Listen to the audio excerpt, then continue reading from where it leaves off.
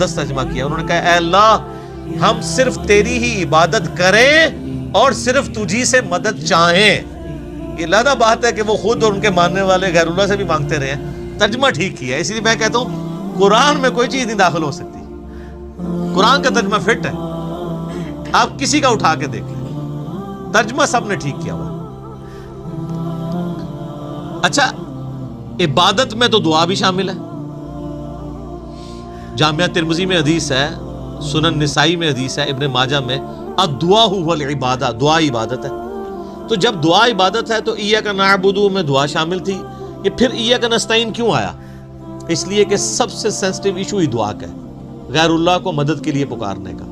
تو اللہ تعالیٰ نے اس کو اسپیسیفکلی بیان کیا. اس کے باوجود امت کی اکثریت غیر اللہ سے مدد مانگ رہی ہے. ایک تو ہے ظاہری اسباب, وہ تو آپ مانگیں, تو قرآن میں حکم ہے وَتَعَاوَنُوا عَلَى الْبِرِّ وَالتَّقْوَى وَلَا تَعَاوَنُوا عَلَى الْإِثْمِ وَالْعُدْوَانِ. یہ تو بالکل ٹھیک ہے. وہ کہتے ہیں حضرت عیسیٰ علیہ السلام نے کہا تھا من انصاری اللہ, کون ہے جو اللہ کے لیے میرا مشکل کشا بنے. وہ تو ظاہری اسباب میں. ہمارے نبی علیہ السلام کے بھی صحابہ, آپ کے جو ساتھی تھے, وہ آپ کے اسباب میں آپ کے مشکل کشا تھے, لیکن وہ والا مشکل کشا نہیں کہ جو آپ وہ سمجھ رہے ہیں. ورنہ اگر نبی کا مشکل کشا صحابہ اکرام تھے تو پھر تو ان کا مرتبہ اوپر ہو گیا.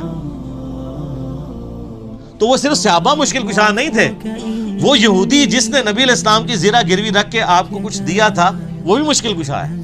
اور سب سے بڑا مشکل کشا سورج ہے. سورج اگر ختم ہو جائے تو زمین پہ نہ نباتات اپنا اگ سکتی ہیں, نہ حیوانات ان نباتات کو کھائیں گے. سب کچھ ختم ہو جائے گا. دنیا میں ہواؤں کا چلنا, موسموں کا بدلنا, یہ سب کچھ سورج کی وجہ سے ہے. تو کوئی کہتا ہے المدد یا سورج, کسی کے ذہن میں یہ وہم بھی آتا ہے کہ سورج مشکل کشا ہے, حالانکہ آپ کے بزرگ تو کچھ بھی نہیں کر سکتے جو کچھ سورج کر رہا ہے, اور سورج کو موت بھی نہیں ہے, یہ آپ کے بابے مر چکے ہیں. تو کہیں نا المدد یا سورج, کہیں کہ نہیں جی سورج کا کیا کمال ہے, وہ تو اللہ نے اس کی ڈیوٹی لگائی ہوئی ہے, تو ہم اس کو کیوں پکارے, ہم اللہ کو کیوں نہ پکارے. تو بابوں کی بھی اگر ڈیوٹی لگی ہوئی ہے تو بابوں کو نہ پکارو, ویسے ڈیوٹی کو نہیں لگی ہوئی. اگر لگی بھی ہو for the sake of argument, تمہاری جعلی جو دلائل ہیں اس پہ ایگری کرتے ہوئے, پھر بھی ان کو نہیں آپ پکارو, شرک ہو جائے گا اور ناقابل معافی جرم ہو جائے گا.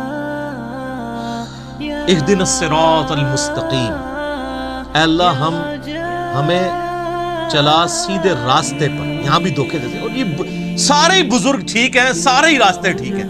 وہ قرآن میں تو راستے آئے کہ ہی نہیں ہیں. قرآن میں گمراہی جمع کے سیغے سے آئی ہے, ہدایت ہمیشہ سنگولر کے سیغے سے. ظلمات آیا, گمراہی